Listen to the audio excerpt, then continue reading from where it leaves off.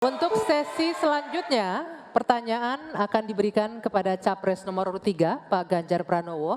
Sebelumnya saya akan mengundang salah satu panelis, Bapak Tukiman Taruna Sayoga, PhD, untuk mengambil subtema dan tolong diperlihatkan kepada para Capres serta ke moderator.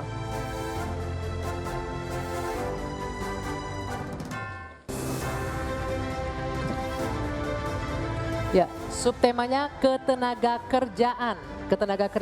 Dan selanjutnya saya mengundang Prof. Vina Andriani, Med PhD untuk mengambil undian daftar pertanyaan dari Fishbowl. Silakan ditunjukkan huruf B. Silakan Andro. Berikut ini dengan subtema ketenaga kerjaan, posisi amplop masih tersegel. Sekali kami ingatkan bahwa kami hanya akan membacakan pertanyaan selama 1 kali. Mohon para calon presiden untuk menyimak dengan seksama. Pertanyaan ini ditujukan untuk calon presiden nomor urut 3, Bapak Ganjar Pranowo, dengan subtema ketenaga kerjaan. Pekerja migran Indonesia tersebar di banyak negara. Di sana mereka banyak mengalami masalah, mulai dari masalah hukum, pelecehan, hingga kesehatan mental.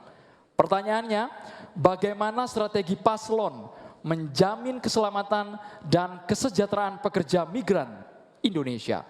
Waktu Bapak 2 menit untuk menjawab dimulai saat Bapak berbicara. Silakan. Terima kasih. Kembali negara hadir dengan segala perangkatnya.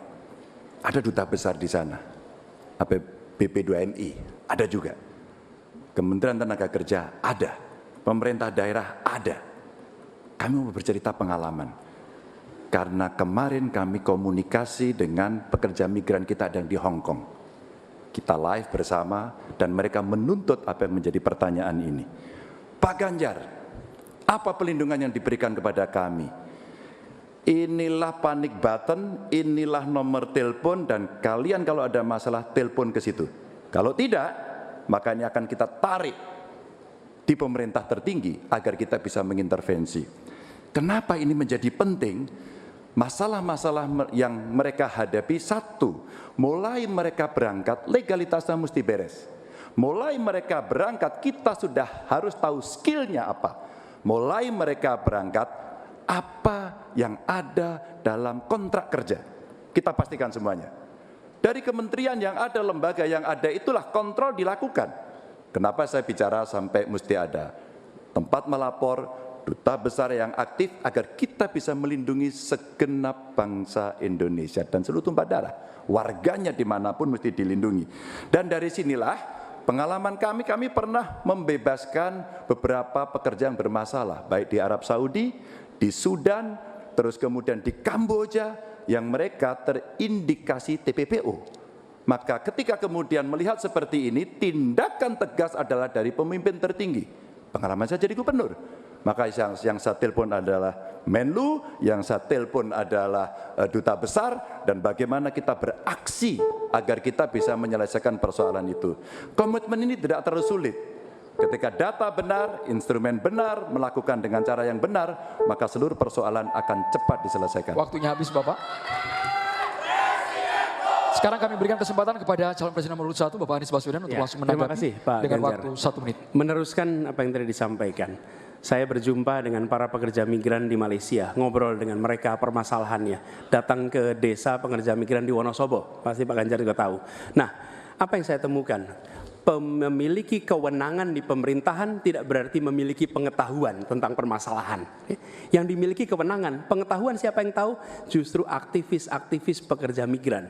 Jadi kami melihat harus dilibatkan para aktivis pekerja migran, mereka yang tahu lubang-lubang masalah di dalam melindungi pekerja migran.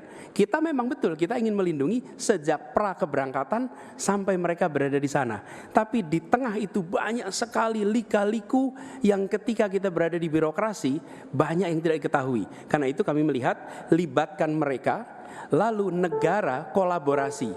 Kewenangan dimiliki negara, pengetahuan dimiliki oleh para aktivis itu, kita eksekusi, melindungi dan memastikan mereka bisa hidup bekerja dengan tenang di sana. Waktunya habis. Selanjutnya kami berikan kesempatan kepada Bapak Prabowo Subianto, calon presiden nomor urut 2 untuk menanggapi atas jawaban yang disampaikan oleh Bapak Ganjar Pranowo. Waktu Bapak 1 menit dimulai saat Bapak berbicara. Saya kok ya harus mengakui juga bahwa saya banyak sependapat dengan dua. Berarti apa ya, keberpihakan kita kepada kaum pekerja di luar negeri itu sebenarnya sama. Semua benar. Tetapi menurut saya ada berapa kedutaan kita di beberapa negara kewalahan, masalahnya terlalu banyak. Jadi benar yang disampaikan Pak Anies, aktivis-aktivis ini sangat membantu untuk mengikuti dan membantu pekerja migran kita di mana-mana. Saya pernah pengalaman, saya pernah diberitahu oleh seorang aktivis, seorang perempuan tentang seorang pekerja perempuan di Malaysia yang 2 minggu lagi mau digantung. Kalau tidak ada berita dari aktivis perempuan ini, kita tidak bisa bantu dan intervensi. Jadi benar peran aktivis-aktivis sangat penting di bidang pembelaan hak-hak pekerja kita di luar negeri. Mereka adalah pahlawan-pahlawan. Waktunya habis, Terima Bapak. kasih. Waktunya habis. Mohon tenang hadirin sekalian. Kami persilakan kepada calon presiden nomor urut 3, Bapak Ganjar Pranowo, untuk merespon tanggapan dari Capres nomor urut 1 dan juga Capres nomor urut 2. Terima Silakan, kasih Bapak. atas masukannya. Karena udah banyak setuju ya baik-baik saja.